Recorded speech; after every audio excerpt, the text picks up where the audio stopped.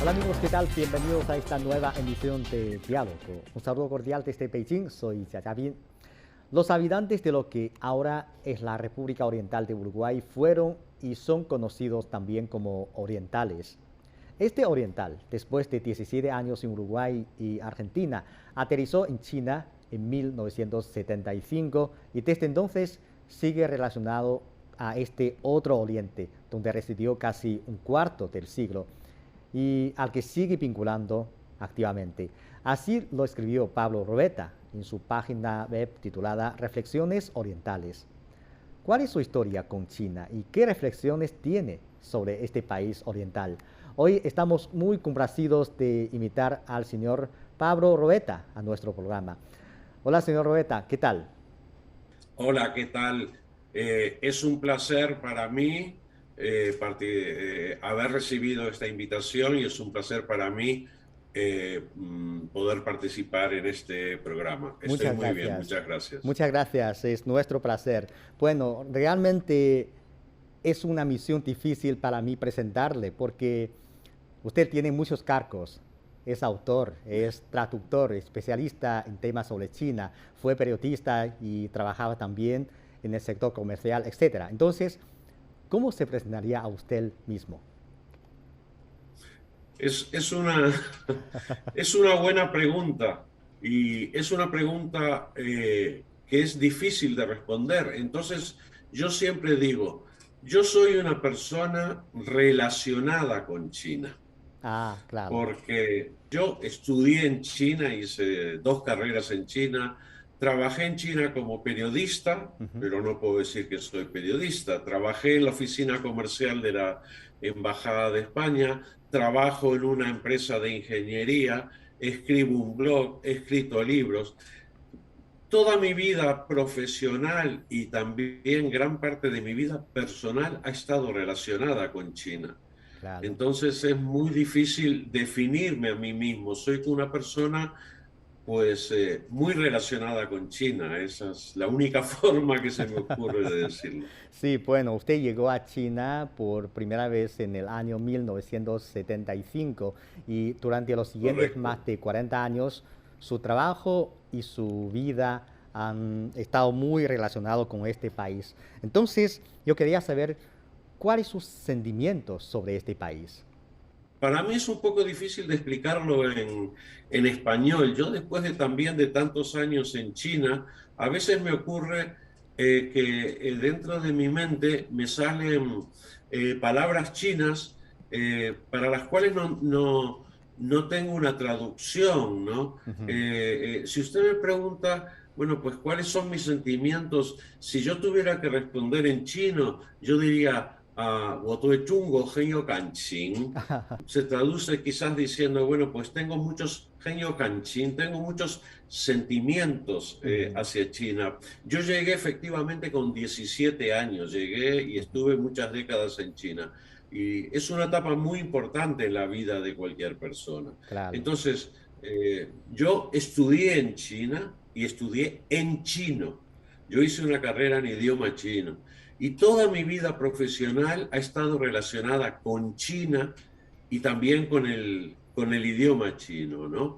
Sí. Entonces, tengo un sentimiento especial hacia China, hacia la gente, hacia el pueblo chino, por todo lo que yo he vivido. Entonces, no sé, quizás una expresión podría ser cariño, qué Ujú. sentimientos tiene, uno es cariño, y otra expresión que está muy de moda ahora es empatía, porque es parte de mi vida, es parte de mi vida. Claro, claro. Bueno, entonces, ¿cómo comenzó su historia con China? En el primer momento, ¿qué fue lo que le trajo a esta nación oriental?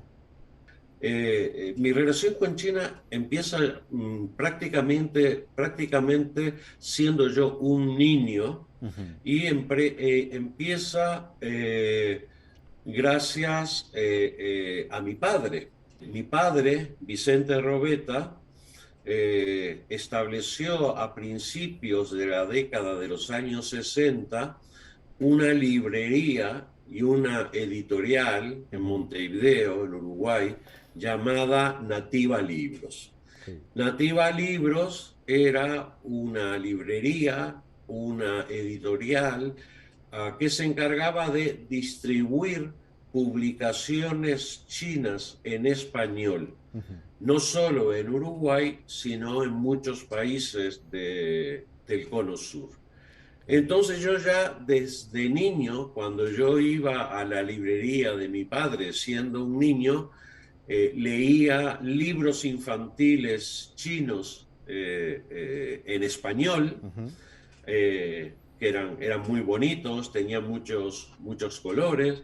Eh, a medida que fui creciendo, empecé también a leer, ya siendo más adolescente, a leer en español escritores chinos como Lao She, como Ah, Pachi, como Mao Tuen, toda esta serie de escritores en libros en español, ¿no? claro. Y luego también mi padre viajó a China, fue invitado a visitar China 3 veces en el año 1966, 67 y 1971.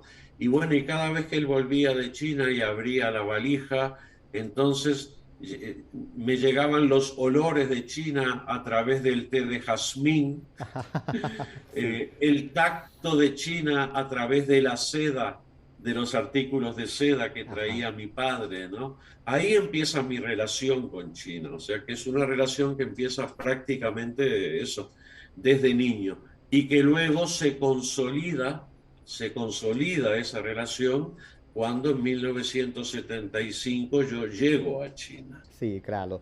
Yo creo que esa experiencia de infancia, de poder leer los libros de China, de poder tener unos contactos de cerca de los objetos, de los olores, como usted ha Ujú. mencionado, de China, puede inspirar Sí, unas imaginaciones de usted sobre este país lejano. claro, Pero cuando llegó a China y verla con sus propios ojos, la sensación puede ser muy diferente, ¿no? ¿Cuál fue la impresión más claro. profunda que le dejó China en ese momento? Las primeras impresiones fueron desde el punto de vista numérico, claro, todo era muy grande, Ujú.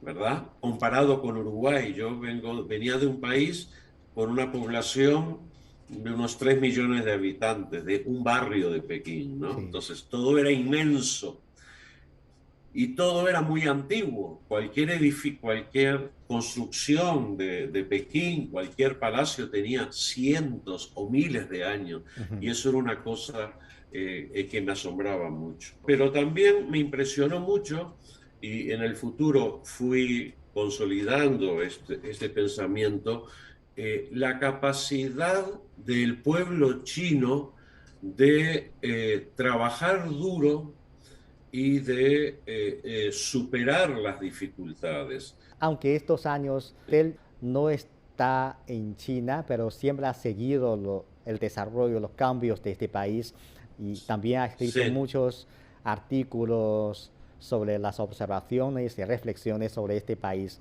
Entonces, sí. si miramos estos últimos 10 años, ¿qué impresión le ha dejado? ¿Qué palabras clave elegirá usted para resumir este país asiático de la última década? Es muy difícil decir una palabra, porque podría decir la palabra desarrollo, podría decir la palabra crecimiento Ujú. y podría decir la palabra modernización, pero ninguna de esas palabras pueden resumir de verdad lo que ha sido el cambio de China en estos últimos años, ¿no? Ujú. Y yo creo que el desarrollo de China en estos últimos años se ve más desde el punto de vista cualitativo que desde el punto de vista cuantitativo. Ah, sí. Ya no se trata de decir, ya no se trata hablar solamente de cifras, Ujú. ya no se trata de decir cuántos kilómetros se han construido de líneas férreas, Sí. cuántas líneas de teléfono, sino desde el punto de vista cualitativo. Y desde el punto de vista cualitativo ha habido dos aspectos. Uno es que la calidad en la vida de los habitantes, desde el punto de vista social, ha tenido un desarrollo y ha tenido una mejora que cualquier persona que viaje a China, que visite China y que la compare con 10 años atrás, lo va a ver. ¿eh? Creo que un dirigente chino llegó a decir hace poco que antes en China se comía para llenarse, ¿no? Ujú. Y ahora se come para 吃得好. Antes Shidahao. era 吃得饱 y ahora Sí, es 吃得好. Antes sí, se comía para llenarse y ahora se come pues para comer bien. sí. Y sin embargo en China lo que yo he apreciado más en estos últimos 10 años ha sido el desarrollo social desde el punto de vista cualitativo. Ujú. Ha mejorado mucho la vida de la gente.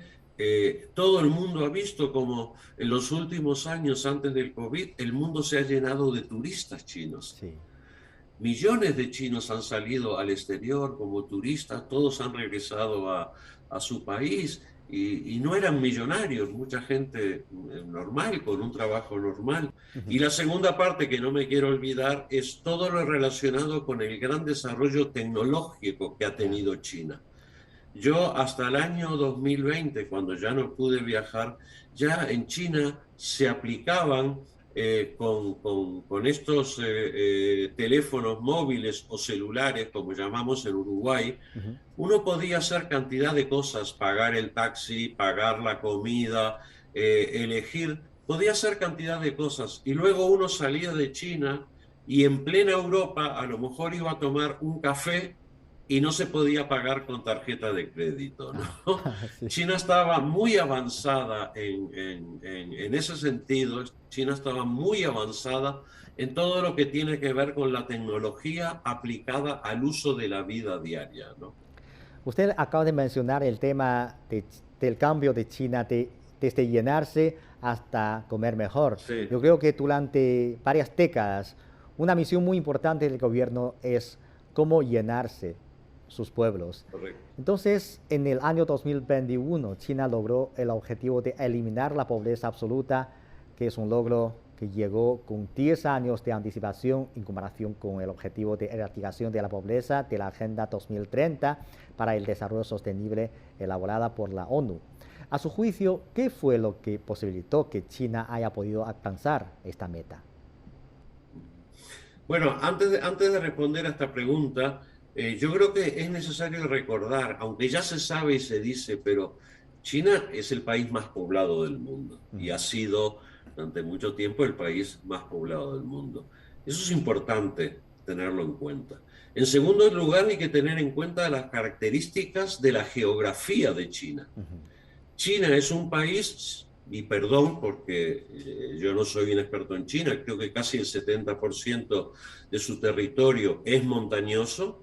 Eh, la extensión del territorio que China puede dedicar a la agricultura y a la ganadería es o es relativamente pequeña Ujú. comparada con otros países como Uruguay, por ejemplo, a terminar en la pobreza con el país más poblado del mundo, con unas extensiones muy largas, de miles de kilómetros de distancias, con un clima en algunos casos, un clima muy adverso y con condiciones geográficas que no eran las mejores. ¿Cuáles fueron para mí la clave de ese éxito, que es un doble éxito de China teniendo en cuenta todas esas dificultades? Las claves para mí fueron la voluntad de las autoridades chinas, del gobierno chino, en este caso también encabezado por el presidente de la República Popular China, una voluntad de decir, tenemos que terminar con la pobreza. Y eso no es solamente una frase, eso implica, tenemos que terminar con la pobreza. Y para terminar con la pobreza vamos a tomar una serie de acciones. Ujú. Y esas acciones se van a controlar. Entonces, ese ha sido para mí el factor fundamental. Porque hay otros países en el mundo, países que son ricos desde el punto de vista de sus recursos naturales, Ujú. pero que lamentablemente no lamentablemente en esos países aún existe pobreza, ¿no? Y de hecho en algunos países del mundo la pobreza se está incrementando, ¿no?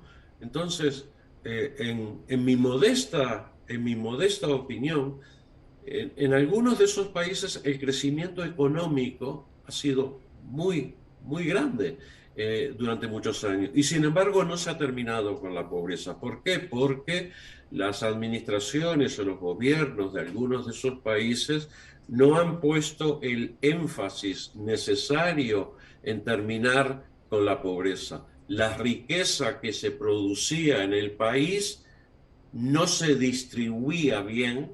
Para mí la clave está en una decisión política adoptada por un gobierno, en este caso por el gobierno chino y en este caso encabezado por el presidente de la República Popular China, y que no se quedó eso solamente en una consigna política. Tenemos que acabar con la pobreza, todos vamos a trabajar, todo el gobierno va a trabajar para terminar con la pobreza y vamos a tomar acciones concretas y vamos a controlarlas para terminar con la pobreza. O sea que yo creo que ha sido un hito histórico que posiblemente no ha sido bien reconocido a nivel internacional, ¿no? Sí, claro, yo creo que es una misión muy importante para todos los gobiernos, para China también y todavía, porque no es un punto y final, sino que China todavía tiene que Exacto, trabajar más para resolver el correcto, problema de pobreza, aunque no es pobreza absoluta, pero siempre hay muchos trabajos correcto, por hacer. Y en los últimos correcto. años, China ha participado cada vez más activamente en la gobernanza global. Por ejemplo, en el año 2013, el presidente chino Xi Jinping propuso la iniciativa de la Franja y la Ruta, que ahora cuenta con Sí, una amplia participación del resto del mundo. sí. Y recordamos que en el año 2021 se presentó la iniciativa para el desarrollo global a fin de promover la cooperación internacional de desarrollo mundial y construir una comunidad de destino común para la humanidad. Entonces, ¿podría compartir con nosotros algunas de sus opiniones o observaciones sobre estos bienes públicos globales propuestos por China? La primera iniciativa que usted mencionó, efectivamente, la iniciativa de la ruta y la seda, es una iniciativa concreta, con acciones concretas y a la cual se han sumado Ujú. muchos países del mundo. Sí. Y esa, reitero, o sea, eh, esa política se ha traducido o se está traduciendo en acciones concretas, o sea, en construcción de infraestructuras, ¿verdad? Realización de obras, eh, infraestructuras, puerto, transporte, toda una serie de medidas que están impulsando esa política, ¿no? Sí. Eso por un lado, son medidas prácticas, medidas importantes y medidas que han favorecido a muchos países, ¿no? La segunda política es más bien un llamamiento de China al mundo, ¿verdad? O un llamamiento de las autoridades chinas al mundo, una iniciativa china, una propuesta china. Trabajemos juntos, eh, queremos que haya una cooperación entre todos los países del mundo y trabajemos juntos para lograr un objetivo común que nos beneficie a todos. Esa es una muy buena iniciativa de las autoridades chinas, ¿no? Y China está haciendo muchos esfuerzos para que esa iniciativa sea aceptada y se pueda aplicar en el mundo. Él lleva muchos años haciendo, es fomentar los Ujú. intercambios culturales entre China y los países hispanohablantes. ¿Tiene algunas observaciones o reflexiones al respecto que le gustaría compartir con nosotros? Claro. Bueno, es importante, usted ha mencionado una cosa muy importante que yo lo he vivido en toda mi carrera profesional. La gente que nunca ha venido a China y que de repente, bueno, pues por razones, vamos a decir, laborales, olvidemos el turismo, tiene que venir a China a trabajar un año o 2 años, se encuentra con una realidad completamente diferente a la que ella tenía antes de venir a China, ¿no? Entonces, los intercambios personales son muy importantes. Hay mucha gente que no es necesario estar de acuerdo con la ideología de un determinado partido o de un determinado país, o sea, pero la gente llega a un país, entonces dice, oye, pues mira, pues en este país las cosas funcionan bien, la gente que yo veo la veo contenta, la gente come bien, los restaurantes están llenos, hay unos medios de transporte muy buenos. Entonces, estos intercambios son muy importantes para romper esos llamémosles malentendidos. Y la cultura también puede ser un aspecto muy importante, ¿no? Yo escribí un libro hace 2 años y en algunas de las cosas que he escrito, hay cosas de China que tienen lugar en China o que pasan en China y que la gente piensa que esas cosas se deben al sistema político que tiene China. Y sin embargo, hay muchos de esos fenómenos que también ocurren en Corea del Sur o en Japón o en otros países o incluso en nuestros propios países y que son fenómenos que están relacionados con la historia, con la cultura de un país, en este caso de China, ¿no? Entonces, es muy importante para conocer China, es muy importante conocer su cultura, conocer su larga historia, conocer su literatura e incluso conocer hasta muy pequeños detalles de lo que es la vida diaria de un ciudadano chino. Entonces, sí, los intercambios culturales son muy, muy, muy importantes para romper esas barreras culturales, para romper esos malentendidos. Mi comentario es que China lo está haciendo, China lo ha hecho muy bien. China, cuando se establece la República Popular China, a los pocos años ya en China se estaban empezando a dar clases de español. China era un país muy pobre entonces, pero ya se estaban dando clases de español.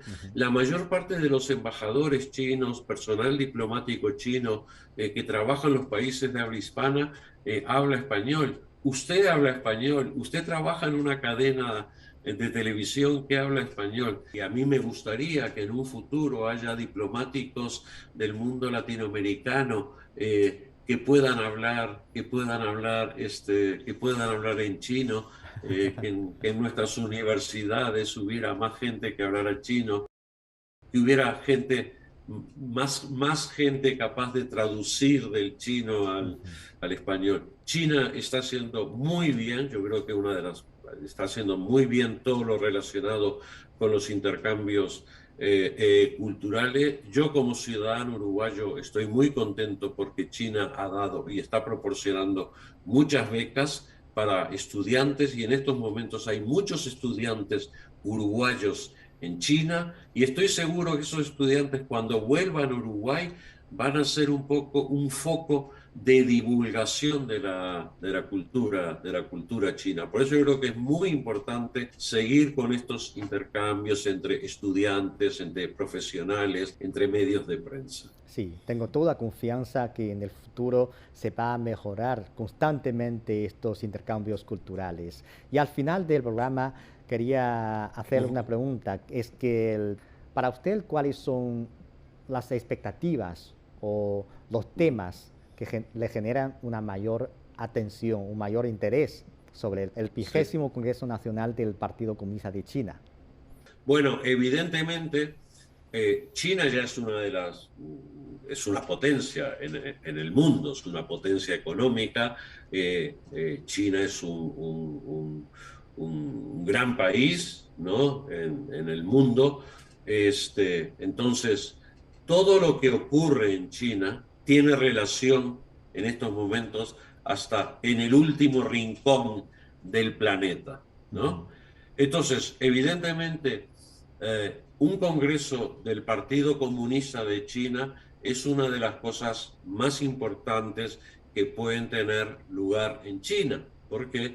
Porque China, la República Popular China, es un Estado, fue fundado gracias a la acción del Partido Comunista de China, y China es un país, la República Popular China es un país donde el Partido Comunista de China es el partido político que está en el poder. Entonces, que ese partido realice un congreso donde vienen, congreso que en situaciones normales tiene lugar Ujú. cada 5 años, es muy importante porque ese congreso va a definir qué va a hacer China en los próximos 5 años. Ujú.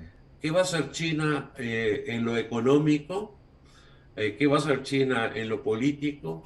¿Qué va a hacer China en su política internacional? Y hasta qué va a hacer China en muchos aspectos. Pero lo más importante, para mí, lo más importante es definir las bases del futuro para que China pueda seguir desarrollándose de forma estable. Yo creo que eso es muy importante. Un desarrollo estable de China es favorable para China y es favorable para el mundo. Entonces, China, en mi modesta opinión, en los próximos 5 años, el Congreso es muy posible que defina, que discute y que defina una serie de políticas para que China, en primer lugar, pueda seguir desarrollándose de forma estable Ujú. en los próximos 5 años. Dos, que China siga, en mi opinión, uh, incrementando su participación en la política internacional, su influencia en el mundo para lograr ese objetivo de un desarrollo compartido. Eso también es muy importante, la política internacional de China. Resumiendo, definir el futuro de China en los últimos años es muy importante, seguir el Congreso del partido, yo lo voy a seguir, yo creo que toda la gente interesada en China debe seguirlo, porque eso tiene que ver con el mundo. Poder garantizar un desarrollo estable es muy importante. El mundo está en una confusión muy, muy tremenda, y un desarrollo estable de China tiene que ser favorable para China, para el mundo, y luego su posición su posición en el mundo. Yo creo que va a ser un congreso, uno de los congresos más importantes que ha tenido el partido en los últimos años. Muchas gracias, señor Robeta. Es un gran placer tener esta conversación con usted. Realmente es muy agradable conversar con usted y conocer sus opiniones respecto a China, y también muy interesante su experiencia con este país asiático. Gracias. No, para mí ha sido un placer. Estoy encantado de haber tenido esta oportunidad de compartir con usted, con ustedes y con sus televidentes esta experiencia. Que vaya todo bien y espero que sigamos en contacto. Bueno amigos, así concluimos esta emisión de Diálogo. Gracias por sintonizarnos. Hasta la próxima emisión.